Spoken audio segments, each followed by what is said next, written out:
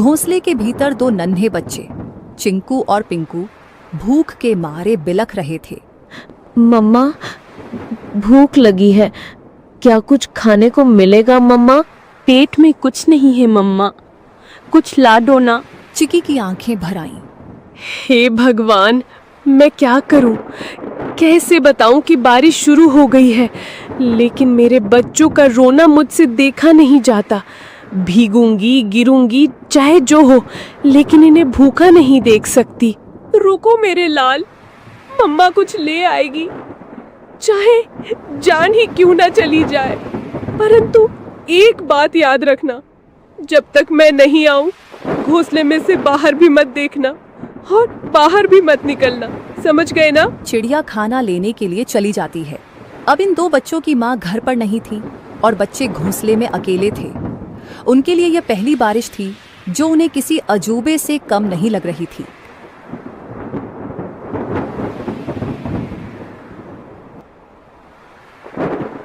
चिंकू बार बार गर्दन बाहर निकालकर देख रहा था।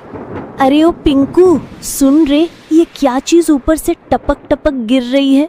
कोई रो रहा है क्या? पिंकू घोंसले के कोने में दुबक कर बैठा था। अबे मूर्ख, रोने की आवाज नहीं है ये, बारिश है बारिश, आसमान बरस रहा है। पर ये आवाज कितनी डरावनी है। और पानी, इतना सारा पानी कहाँ से आता है रे? मत देख बाहर, मम्मा ने कहा था बिजली चमकी तो घोंसले समेत भस्म हो जाओगे। चिंकू सहम गया। हवा के साथ पानी की बौछारें घोंसले तक पहुंचने लगी थी। दोनों भीगने लगे। मम्मा कब आएगी पिंकू? भूख लग रही है यार, और डर भी। पिंकू कुछ नहीं बोला। उसकी आंखों में चिंता थी। मम्मा ने कहा था कि अगर मैं देर से लौटूं तो घबराना मत, चुपचाप बैठे रहना, डर से बड़ा कोई शिकारी नहीं होता। चिकी चिड़िया को जंगल में कुछ गेहूं मिले। उसने वो गेहूं को अपनी पतली टांगों से पकड़ा और तेज बारिश में फिर से बच्चों के पास लौटने की ठान ली। बारिश और हवा में अपना जोर दिखाना शुरू कर दिया था। उसे ना चाहते हुए भी एक पेड़ की डाल पर बैठना पड़ा। हे राम, बच्चे अकेले हैं, घोंसला खुला है और ये बारिश बढ़ती ही जा रही है। यदि बारिश थोड़ी सी भी कम हो तो मैं सीधी दौड़ती हुई उड़कर अपने बच्चों के पास पहुंच जाऊंगी। तभी बगल की डाली पर टोनी तोता फुर्र से आकर बैठा। अरे टुनी बहन, तू यहाँ क्या कर रही है इस तूफानी बारिश में? तुझे होश भी है कि बच्चे अकेले हैं? टोनी भाई, क्या करूं, उड़ नहीं पा रही, पंख गीले हो गए हैं। बहन, कल की बात बताऊं, मैं कबूतर बहन के घोंसले के पास से जा रहा था। क्या हुआ वहाँ? बहन, एक सांप आया था, बहुत लंबा और काला, चुपचाप डालियों के पीछे पीछे सरकता हुआ सीधा घोंसले तक पहुंच गया। फिर किसी ने देखा नहीं? मैंने देखा, मैं ऊपर ही उड़ रहा था। जब देखा कि सांप कबूतर के बच्चों के ऊपर झपटा, मैं चीखा जोर से, सांप सांप! सब पक्षी इकट्ठा हो गए, लेकिन तब तक बहुत देर हो चुकी थी। वो दो बच्चों को निगल गया बहन। चिकी सन्न रह गई। टोनी का चेहरा भावुक हो उठा। और जब कबूतर बहन आई ना, वो तो जैसे पगला गई थी। अपने घोंसले के पास आई तो देखा कि एक बच्चा खून से लथपथ पड़ा है और दो तो दिख ही नहीं रहे थे। वो बार बार पुकार रही थी, मेरे बच्चे, मेरे लाल, कहाँ चले गए तुम? उसके आंसू रुक ही नहीं रहे थे। अपने बचे हुए एक बच्चे को उसने पंखों में दबा लिया और फिर चुपचाप बैठ गई, जैसे दुनिया ही खत्म हो गई हो उसकी। मैं बता नहीं सकता कितना दर्द था उस माँ की आंखों में। टुनी की आंखें भर आईं। टोनी बोला, तू समझ रही है ना बहन, ये बारिश सिर्फ पानी नहीं लाती, भूख से तड़पते शिकारी भी लाती है। जल्दी निकल, पेड़ों की आड़ लेकर जा, मत रुक अब। चिकी चिड़िया उड़ती है और अपने घर की ओर जाती है। बारिश चल रही थी, लेकिन अंधेरा गहरा था और ठंडी हवा अब भी तीर की तरह चल रही थी। बस कुछ ही दूर और चिंकू पिंकू मेरा इंतजार कर रहे होंगे। तभी सामने से दो काली परछाई आई। ओए चिड़िया रानी, कहाँ चली बारिश में? चिकी चौंक गई। सामने दो शिकारी पक्षी रास्ता रोककर खड़े थे। आज तो किस्मत चमकी है, बारिश में भी नसीब ने हमें गरम गरम चिड़िया भेजी है। आज हम चिड़िया तुझे खा जाएंगे। अब चिकी चिड़िया के सामने यह नई मुसीबत आई थी। चिड़िया ने सोचा, इस बार मैं नहीं बच सकती, क्योंकि आज दोनों दरिंदे बदमाश इकट्ठा होकर आए हैं। मुझे आज बल से नहीं परंतु दिमाग से काम लेना होगा। उसके दिमाग में एक आइडिया आया, जब दुश्मन को हराना हो तो उनमें फूट डालो, जिसे दुश्मन की ताकत आदि हो जाती है।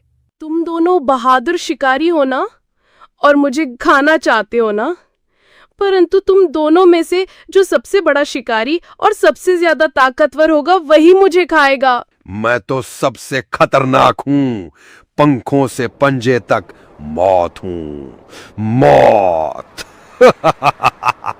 तेरी औकात नहीं मेरे सामने, मैं तो उड़ते परिंदे गिराता हूँ। तू मुझसे बड़ा शिकारी नहीं हो सकता।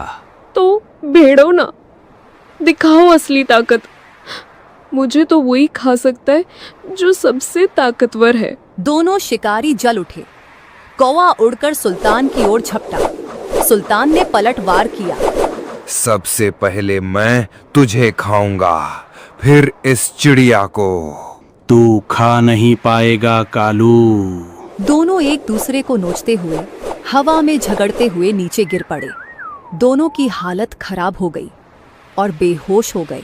चिकी इसी मौके का फायदा उठाते हुए चुपचाप वहां से जल्दी उड़ते हुए निकल गई। उसके मन में एक ही बात थी, बच्चों तक पहुंचना है, बस अब देर नहीं। चिंकू और पिंकू कांपते हुए बैठे थे।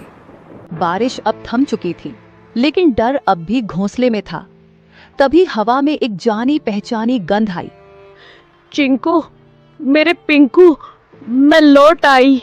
मम्मा, हम कब से राह देख रहे थे कि आप कब आएंगी। मेरे लाल, तुम दोनों ठीक हो ना? डर तो नहीं लगा? बहुत डर लगा मम्मा, बिजली भी चमक रही थी। चिंकू बार बार बाहर देख रहा था। मैं तो कह रहा था ना जल जाएगा। बेटा, कभी कभी डर जरूरी होता है, लेकिन बहादुरी ये है कि डर के बाद भी टिके रहो। तुम दोनों ने बहादुरी दिखाई। पंखों में छुपाए हुए गेहूं को निकालकर मजेदार खाना बनाया और बच्चों को दिया। बच्चों ने भूख के कारण खाना खा लिया। अगली सुबह बारिश तो रुक चुकी थी, लेकिन घोंसले में सन्नाटा था। सूरज की हल्की रोशनी घोंसले में पड़ी तो चिकी ने देखा, चिंकू एक कोने में पड़ा कांप रहा था। उसकी आंखें आधी खुली थी और शरीर तप रहा था। चिंकू, ओ बेटा, क्या हुआ तुम्हें? मम्मा, बहुत गर्मी लग रही है, पूरा बदन चल रहा है। हे भगवान, बुखार इतनी तेज, अब मैं क्या करूं? मम्मा, चिंकू को क्या हो गया? ये तो बोल भी नहीं पा रहा है ठीक से। चिकी ने खुद को संभालने की कोशिश की, लेकिन उसकी आंखों में आंसू भर आए। तू ठीक हो जाएगा बेटा, मम्मा यहीं है, कुछ करेगी, कुछ जरूर करेगी। उसने चिंकू को अपने पंखों में लपेट लिया। दिन भर वो उसके पास बैठी रही, चिंकू को साल भी दे दी। अगली सुबह जैसे ही सूरज निकला, टुनी को पिंकू की हल्की खांसी सुनाई दी।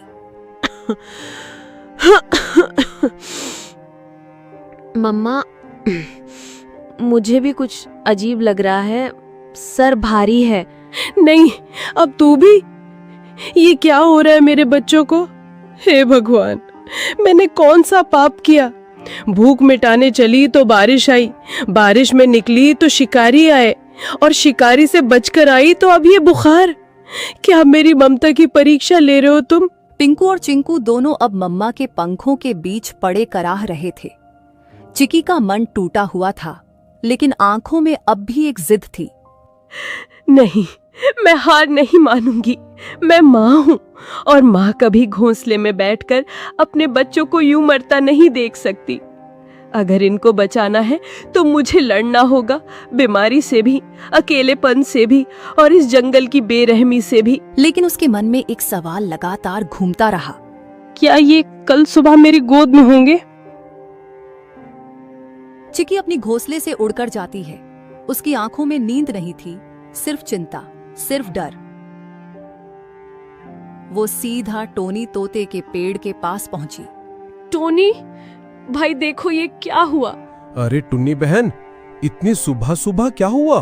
तेरी हालत क्यों बिगड़ी हुई लग रही है? मेरे दोनों बच्चे बीमार हैं टोनी। पहले चिंकू को बुखार आया, अब पिंकू को भी।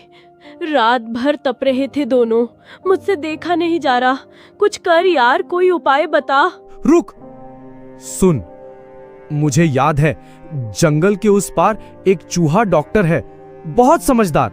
सब उसे डॉक्टर चिंटू कहते हैं। चल, अभी चल। बिना वक्त गवाए दोनों उड़ चले।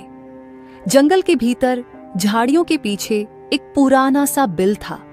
बाहर लगे बोर्ड पर लाल निशान से पता चल गया, यही डॉक्टर का घर है। डॉक्टर साहब, जल्दी बाहर आइए। एक माँ के बच्चे बीमार हैं, बहुत बुरे हाल में हैं। कुछ पल बाद डॉक्टर चिंटू बाहर आए। कितने दिनों से बीमार है? 2 दिन से, लेकिन रात में हालत और बिगड़ गई। ले चलो मुझे, मैं खुद देखूंगा। कुछ देर में तीनों घोंसले पर पहुंचे। डॉक्टर ने बच्चों को चेक कर लिया। ये साधारण बुखार नहीं है, ये वायरल है। बच्चों के शरीर में लड़ने की ताकत नहीं बची है। तो क्या ये मर जाएंगे? मैं कुछ नहीं कह सकता। मैं दवा दूंगा, अगर ऊपर वाले ने चाहा तो बच जाएंगे, पर मैं कोई गारंटी नहीं देता। तुम तो डॉक्टर हो, तुम्हारे पास उम्मीद होनी चाहिए। मैं दवा दे सकता हूं बहन, चमत्कार नहीं। जब शरीर साथ नहीं देता तो दवा भी हार जाती है। अब ये तेरी ममता और भगवान की मर्जी पर है। चिकी जानती थी अब उसके हाथ में कुछ नहीं बचा था। वो निकल पड़ी एक उम्मीद में। वो जा रही थी उस पेड़ की ओर जो जंगल के बीच कांप रहा था, लेकिन उसकी आवाज पत्थर तोड़ देने वाली थी। तू सब देखता है ना, तो देख देख मेरे बच्चों की तड़प। अगर तेरे नियमों में न्याय बाकी है, अगर इस जंगल में जीवन के लिए कोई जगह है, तो मेरे बच्चों को लौटा दे, वरना इस शांत शिखर से एक मरे हुए माँ की चीख उठेगी जो पीढ़ियों तक गूंजेगी। बाद उसने आंखें बंद की और गहराई से सांस ली। हे ब्रह्मांड, मैं तुझसे मांगने नहीं आई, मैं तेरे आगे झोली नहीं फैला रही, मैं तुझसे लड़ने आई हूँ अपने बच्चों के लिए। उसकी आवाज जंगल में गूंज उठी। मैं एक चिड़िया हूँ, हाँ मामूली, पर मेरी ममता मामूली नहीं। तूने मुझे पंख दिए हैं, लेकिन आज मैं उनसे आसमान नहीं, तुझसे जवाब मांग रही हूँ। क्यों मेरे बच्चों को तूने इस बुखार की आग में झोंका? तू ही बता। उसने आकाश की ओर देखा। उसका शरीर कांप रहा था, लेकिन उसकी आवाज पत्थर तोड़ देने वाली थी। तू सब देखता है ना, तो देख देख मेरे बच्चों की तड़प।